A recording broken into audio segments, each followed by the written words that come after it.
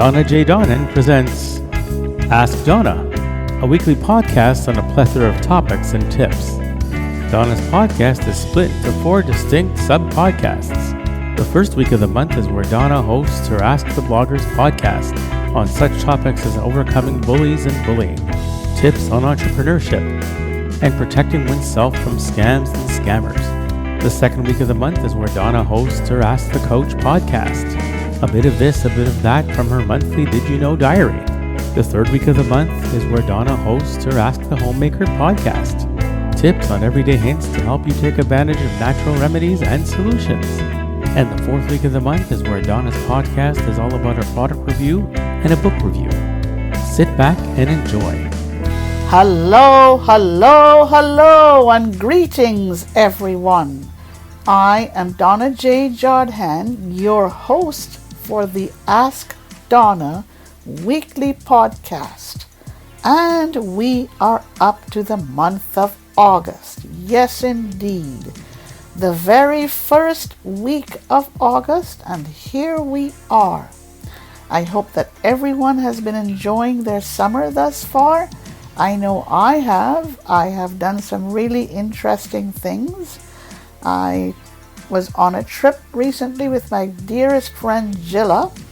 We went to Europe on a riverboat cruise.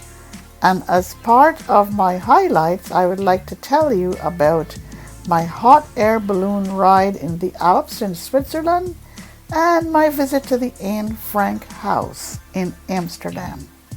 Lovely, lovely, lovely.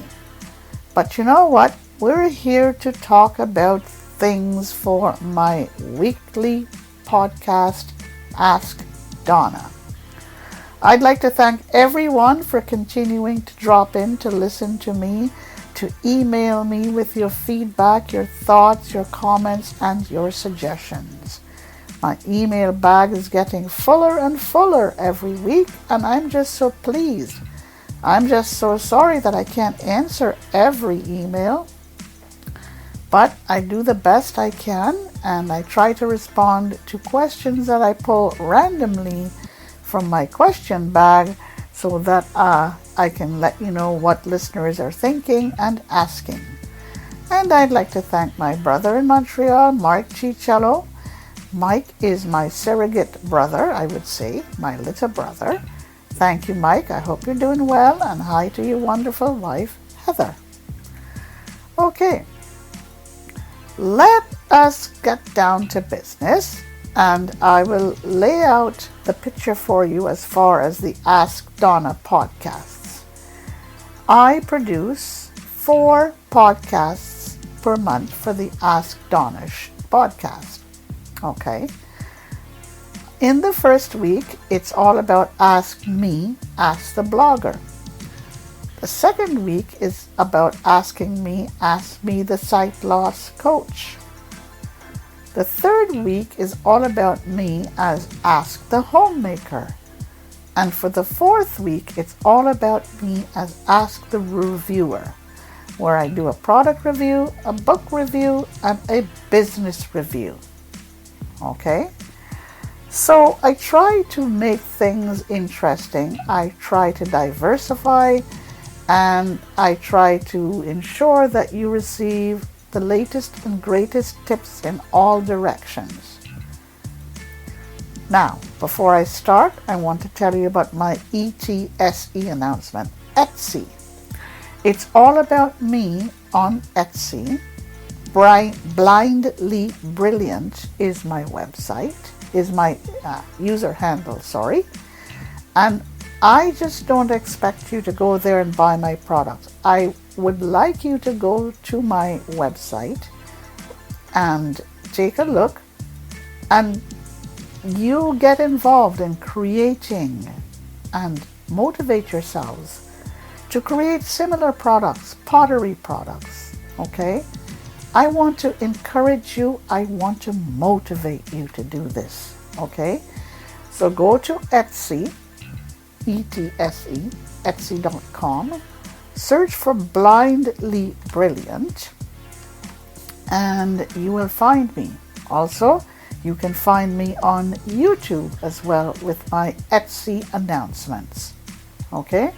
Or write to me at askdonnaonblindlife@gmail.com or donnajodhan@gmail.com.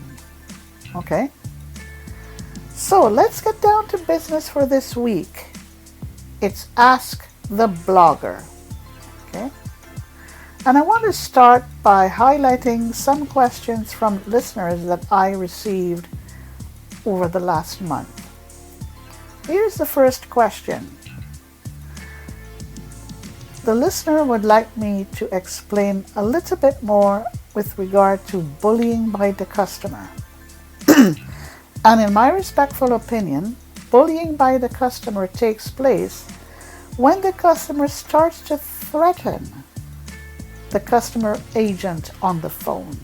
For example, if you don't do this, I will report you to your boss or your manager. Or if you don't do this, I will make sure that you are fired. That is bullying. Oftentimes there is friction on the phone between a customer agent and a customer themselves. It's not the way to go about this. This doesn't solve the problem. You've got to engage in meaningful and healthy communication between the customer and the customer agent. It's the only way. Trying to bully the customer agent doesn't do any good. Okay, so an example of this would be when the customer is demanding a refund of money that they paid for a product that they did not receive. And the customer says, well, if I don't get my payment, I am going to report you to your manager and I want my payment now. That is bullying. Bullying often occurs when people feel threatened, when people want their own way, when people feel that they are entitled. The customer may be correct, they want their payment back, but that's not the way. Here's the next question. Who is right for entrepreneurship? And my very brief response to this is this. The person who has a passion, the person who feels that they have a cause to get into entrepreneurship, or maybe even the person who is being influenced by external factors such as wanting to make more income, wanting to be closer to home, wanting to work from home, wanting to have a new career. It all depends on one's mindset. Okay? That is a very brief response from me to this question. All right. My next question that I pulled is the person wanted to have, or the listener wanted to have a little bit more explanation of my title, Between a Rock and a Hard Place. And it all has to do with self-checkouts versus no packing at the cash. For someone who is blind and or vision impaired, they need help with a self-checkout because the screens are not accessible and they cannot use the touch screen to conduct their own transactions. With regard to no packing assistance at the cash, there is no help available most of the time unless the customer says, please can you help me? And even at that, there is no guarantee that they are going to get any sort of assistance. One primary example is Walmart. Here in my neighborhood at Markham and Steeles, they don't help you with anything with regard to self-checkout or with regard to packing at the cash. So that's what I mean when I say between a rock and a hard place. Okay? All right, let's start with my feature on bullying for this week. Ask the Blogger. Bullying in the workplace. How about that? Bullying in the workplace. Bullying in the workplace takes place when managers bully employees or bully each other. Bullying in the workplace takes place when employees bully each other or even bully their managers. Bullying in the workplace takes place when there is bullying amongst everyone, employees and managers, superiors and subordinates, because people want their own way. They simply want to have it their own way. So they use bullying tactics. This is what I mean by bullying in the workplace. All right. Let's now move to my entrepreneurial tips. And it's all about how to start a cleaning business. All right. You need to investigate a need.